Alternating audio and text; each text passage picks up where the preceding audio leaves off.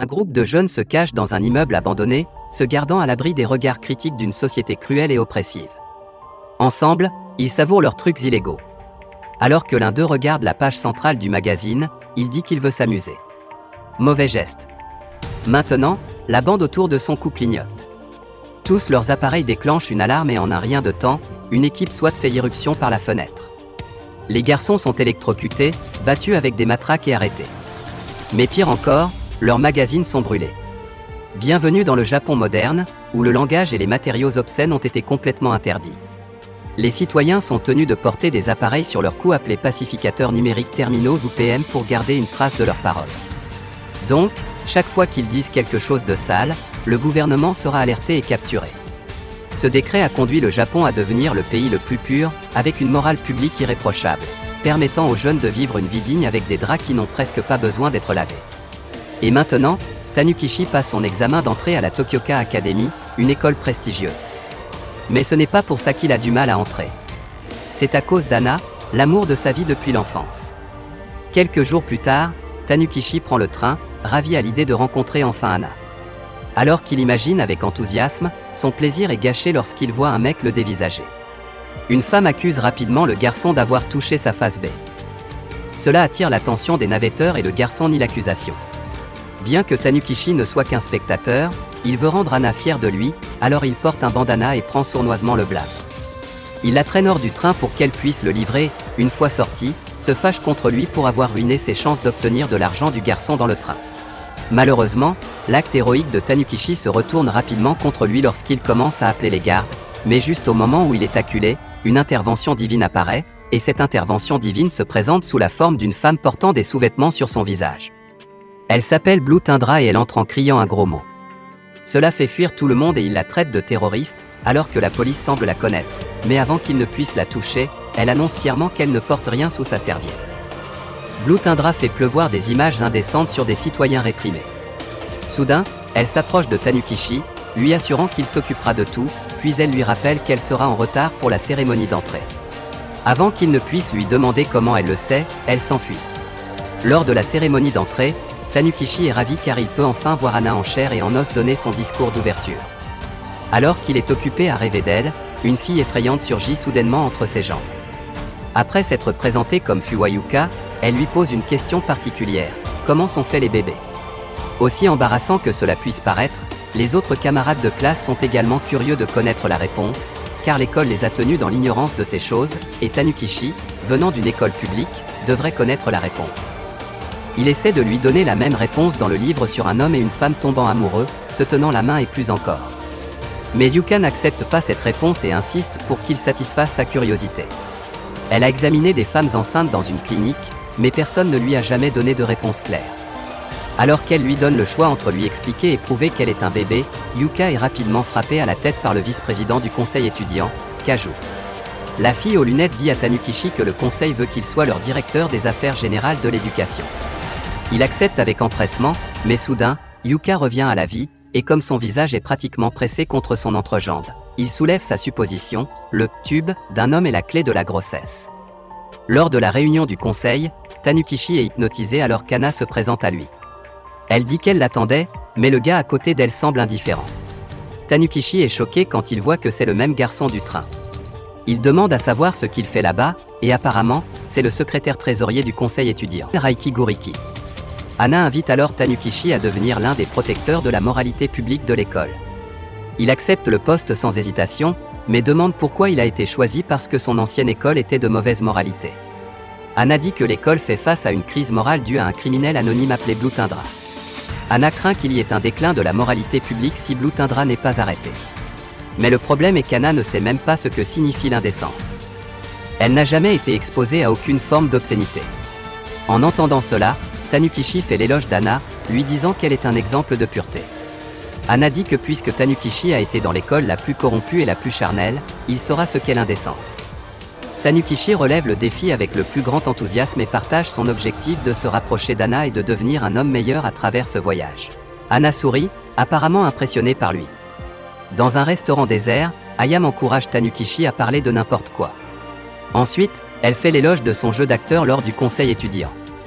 Tanukichi boit de l'eau pour cacher son inconfort, mais Ayame continue et déclare qu'il est quelque chose qu'elle espérait et qu'il est un homme avec des boules d'acier. Cette déclaration indécente inattendue fait cracher sa boisson. Mais Ayame ne s'arrête pas là. Il plaisante même en disant que gicler sur son visage alors qu'ils ne font que commencer n'est pas un bon signe d'endurance. Les blagues sales lancent Tanukichi dans une spirale de confusion, jusqu'à ce qu'il voit le masque qu'elle porte fièrement sur son visage. C'est une pièce de lin. Horrifié, Tanukichi hurle mais ne peut terminer sa phrase. Ayame annonce avec arrogance qu'elle est la méchante terroriste de Blue Tundra. Elle fait un geste obscène, s'amusant avec ses blagues cochonnes. Cependant, Tanukichi ne s'amuse pas et veut la dénoncer. Ayame plonge pour arrêter Tanukichi. Alors qu'il se bat pour passer l'appel, Tanukichi voit un serveur et lui dit qu'Ayame est Blue Tundra. Le vieil homme dit froidement qu'il sait exactement qui est Ayame. Une fois calmé, il précise que son seul but est d'être plus proche d'Anna et rien d'autre. Certes, Ayame s'attendait à ce que Tanukichi soit corrompu, tout comme son père infâme, Okuma, mais il s'avère qu'au moment où Tanukichi a posé les yeux sur Anna, il a voulu passer d'un garçon corrompu à un homme honnête. Face à son expression d'amour véritable, Ayame rit hystériquement avant de lui dire qu'elle ne peut pas le laisser partir maintenant qu'elle sait qui il est vraiment. Quelques instants plus tard, Tanukichi se retrouve attaché à une chaise. Il supplie d'être libéré, mais Ayame lui demande d'être membre de SOX, le groupe qu'elle a fondé. Son seul but est de briser la loi sur les mœurs et l'instruction publique. Mais comme il veut vraiment être un citoyen moral, Tanukichi refuse de rejoindre son groupe. Cela amène Ayame à demander si elle ne veut pas rejoindre parce qu'elle n'aime pas le nom, qui est une autre de ces terribles blagues vulgaires. Ayame s'approche en regardant la partie intime de Tanukichi et elle dit qu'elle pense que la partie la plus fière de lui est dans son pantalon. Avec cela et quelques autres blagues vulgaires, Tanukichi se rend enfin compte que l'appareil d'Ayame ne déclenche jamais l'alarme, alors il demande à Ayame d'en parler.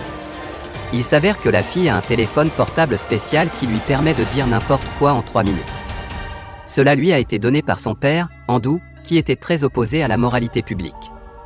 Elle se vante qu'il lui a dit de prendre son téléphone portable et d'en profiter grâce à son amour extraordinaire pour les propos vulgaires. Depuis ce jour, Ayame avait promis de changer la société afin qu'elle puisse raconter librement toutes les blagues qu'elle voulait.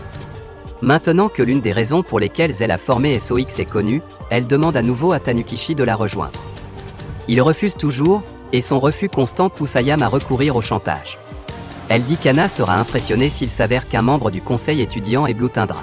Deuxièmement, Ayame est la meilleure amie d'Anna. Donc, si Anna découvre qu'elle est Blue Tundra, la fille sera dévastée. Ayame n'attend même pas la réponse de Tanukichi et elle déclare que les deux vont créer un nouveau monde coquin. Le lendemain, Tanukichi se retrouve dans la salle de chimie avec Yuka car elle a mis du gaz dans son casier. Elle lui montre son expérience sur la façon dont les mouches se reproduisent en combinant leurs corps inférieurs avant de pondre des œufs. Elle suppose donc que la voix humaine est à peu près la même. Mais le discours absurde sur l'amour ne s'est pas arrêté là car Tanukichi entend les théories des garçons dans la salle de bain.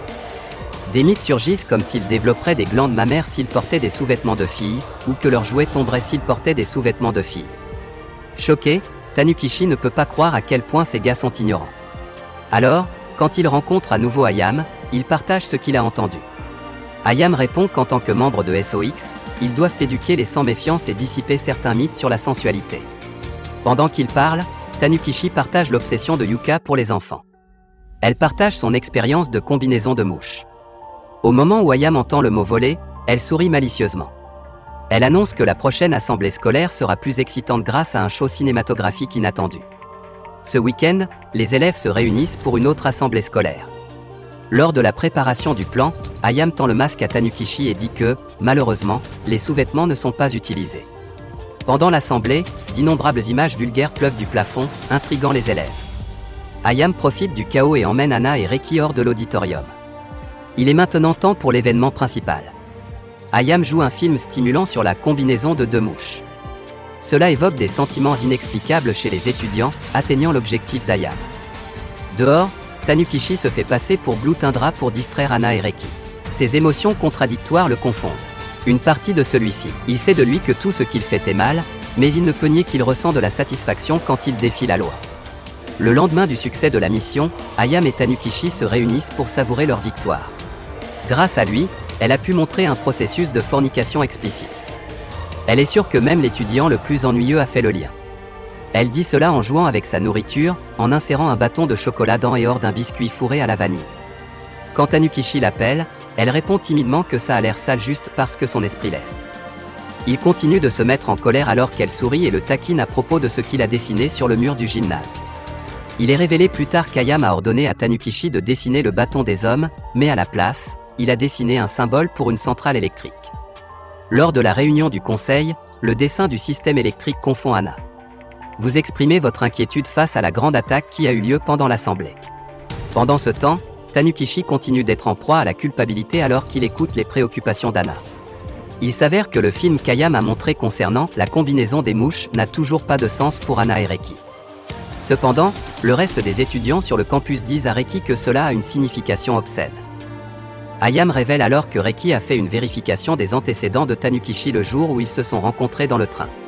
Reki l'avait suivi tout ce temps et Ayam souligne que même si Tanukichi a sauvé Reki là-bas, il agit toujours avec fierté. Tanukichi n'a d'autre choix que d'expliquer pourquoi il est venu à l'académie. Il prétend être vraiment le fils du radical Okuma. Quand il était enfant, son père lui a appris à vivre une vie où les blagues vulgaires existaient.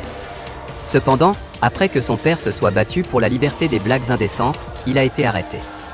Cela a laissé Tanukichi sans père et a reçu beaucoup de préjugés de la part d'autres personnes. La solitude et l'isolement ont amené Tanukichi à détester non seulement les blagues cochonnes, mais aussi son père. Tanukichi a rencontré Anna pour la première fois dans l'école où il a déménagé.